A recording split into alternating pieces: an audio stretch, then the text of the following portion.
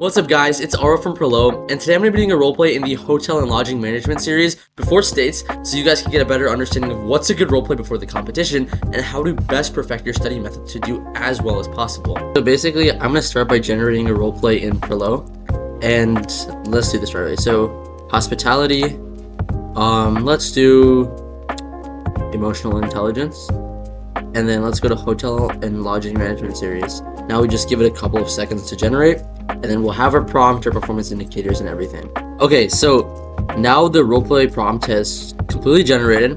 We have our prompt on this side, our questions, and then we have our performance indicators here as well. And if you ever need practice with those, we have the numbers, where you can find it on the official documents, and then the record section as well. So I'm going to start my roleplay in 3, 2, 1. Good morning, John. My name is Aarav, and I'm the assistant manager here at Lakeside Retreat. As you know, Lakeside Retreat is a luxury resort known for its scenic lake location and commitment to delivering a high-quality guest experience. However, we've noticed from recent feedback that while our facilities do excel, we need to strengthen the personal, emotional connections we form with our guests. The hospitality industry is increasingly competitive, and guests want both premium amenities and staff who understand their emotional and wellness needs. Just to address this basic gap that we have, I think that it's super important to host an emotional intelligence training program for our staff. This is to enhance empathy, communication, and problem-solving skills so we can improve the guest satisfaction, increase staff morale, and then differentiate ourselves from competitors in our same industry. So to walk you through my thought process, I created a 5-step agenda. The first thing I want to talk about is the personal traits important to success in hospitality and tourism. The next thing I want to talk about is the nature of emotional intelligence in hospitality and tourism. The third thing is factors affecting customer service practices. The fourth is influence of customer service. And then the fifth is strategies for resolving customer service issues. So basically, let's just talk about how each one builds on another in our plan. And without any further ado, let's get started.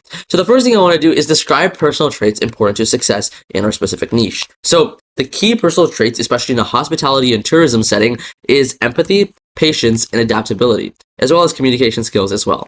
Because these traits really enable our staff to connect with guests and handle any unique requests or challenges effectively and timely. I think that empathy will also help anticipate the guest's need, because we're putting ourselves in their shoes. We don't always have to wait for a call and act like we're going to do it right away. We already know what's coming, so we can plan in the future, right? It will help us manage unexpected situations, and then this basic communication just ensures the guests feel heard, respected, and understood. I think our EI training will basically just focus on strengthening these traits through scenario-based training. So staff will practice essentially role plays where they will adapt to sudden changes or objections, like I like to say. For example, like a last-minute suite upgrade request or a special diet request as well, while maintaining empathy, clear communication, and making sure that there's nothing that goes wrong. So I'm in the process of drafting up a rubric for this, so we can grade them, give them feedback, and then work on hitting milestones over the following days and weeks to increase our customer support and emotional intelligence. And basically, to help these our employees train and learn for this, I'll make sure to introduce the CARE acronym. So CARE stands for compassion, adaptability, resilience, and empathy. So basically, during our daily training and then just the booklets we give out, I'll make sure to emphasize this a lot, because we'll also be able to track improvements by according to these specific acronyms, and it'll really help in the whole process. The next thing that I want to do is explain the nature of emotional intelligence in the hospitality and tourism setting. I think that basically, as I mentioned a little bit before, emotional intelligence is the ability to recognize and understand, as well as manage your emotions and the emotions of others as well. So in hospitality, this means just sensing a guest's emotional states and responding as appropriate as possible. So EI, which is emotional intelligence, involves self-awareness, which is knowing your stress triggers yourself, and then 2, social awareness, which is picking up on guests like body language or facial expressions to help you understand how they're feeling, so you can properly make an assumption and help them out. Another thing is relationship management, because it's just helping a situation diffuse or get better, because you'll be able to understand and kind of have that charisma around you. So by focusing on I think staff can offer much, much more personalized service because, like, for example, right, like noticing a guest fatigue or like, and then suggesting like a spa package or sensing stress and then offering a calm environment. And this level of attentiveness sets Lakeside Retreat apart. And essentially, I think the best thing to do in kind of this situation is use emotional intelligence quizzes that are scenario based and ask our customers or ask our employees what are the best things to do in a situation. So here I've kind of just drafted our thing. As you can see, we have scenario based kind of questions, and the whole focus is on it's open ended. So we don't want to limit any responses. There'll be multiple choice questions as well, but they'll be heavily scenario based. So it'll just be as easy as possible for the employee to execute that in the real world. Okay, so the next thing I want to talk about is factors affecting customer service practices in hospitality and tourism. So as I mentioned before throughout this meeting, customer service practices basically hinge on organizational culture, employee training, which is the thing we want to focus on, and guest expectations, as well as technology like reservation systems.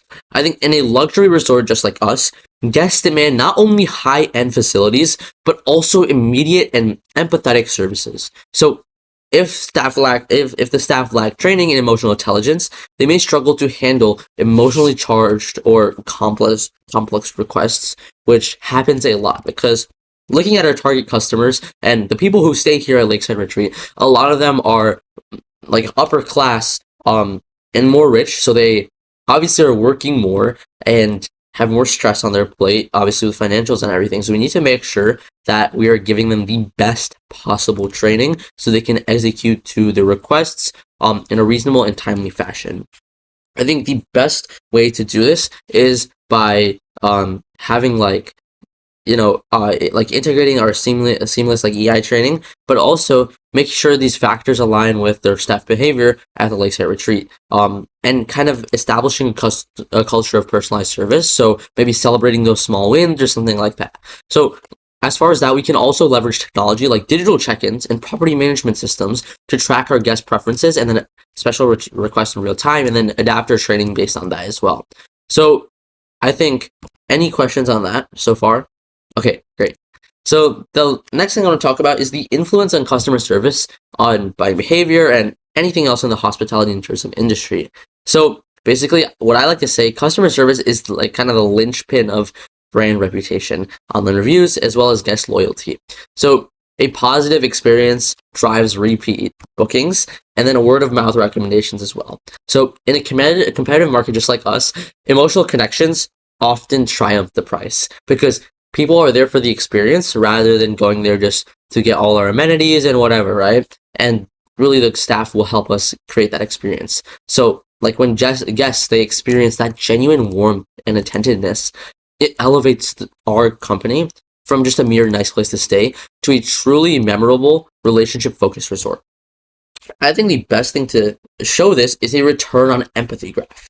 Basically, it's a bar chart comparing like properties with standard service, and then basically versus those investing in EI training. And then basically just research indicates that there's a 15 to 20% increase in positive online reviews and a 10% increase in return rate to stay at that resort again among guests who experience that empathy-driven service. So I think just the return on empathy underscores the whole financial and reputational payoff of our approach. So it's not just helping customers feel better, it's actually paying off our business in the long run.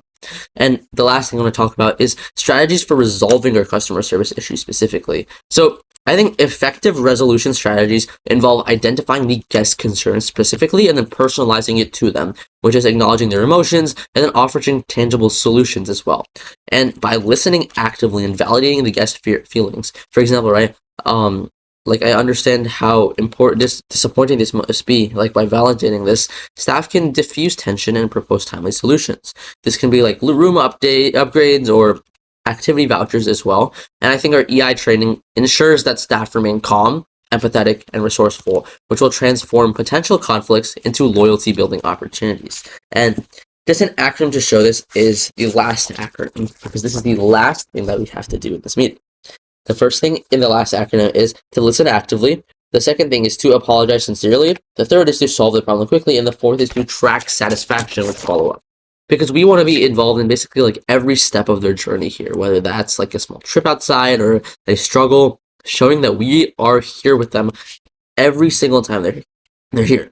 So basically embedding last into our service recovery protocol basically will just help us and make sure that we can get higher returns, make our customers feel more valued, and in the end, just establish ourselves as the #1 lakeside kind of resort in the United States. So that's all that I have for today.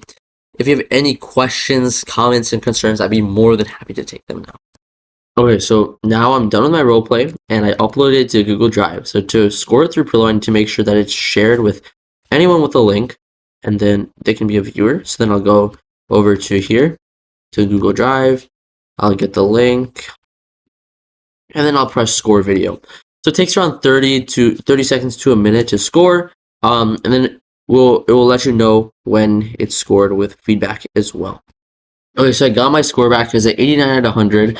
Not too bad, but I did get a 7 out of 14 on one of these performance indicators, and I think I know why. It's because I was talking, this performance indicator bled into this one, and I didn't really talk about this one too much, which is on my end. But, however, it's super important to note, just make sure that you're staying on your performance indicators, and the DECA acronym will really, really help you with that. But overall, my thoughts on my performance, some of my things, I did get 100% on all my 21st century skills, especially I do think my creativity was good, as well as problem solving, starting off with the problem and getting to a viable solution. I think was really good, really well structured, especially with the DECA acronym. Just the performance indicator number 2 was a little bit lackluster. But yeah, I think my speaking was good, delivery was great as well. It was very understandable.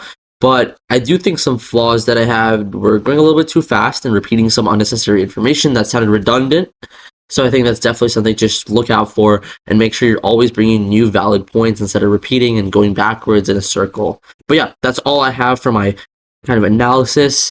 And if you guys want the best, scoring in the DECA community, go to prilo.ai right now. Lifetime membership is $15 only, and you get roleplay scoring, roleplay generation, you get exam section, we have a performance indicator library, we have a cluster exam library, all of this great stuff like a Prilo GPT as well. So I definitely recommend checking it out.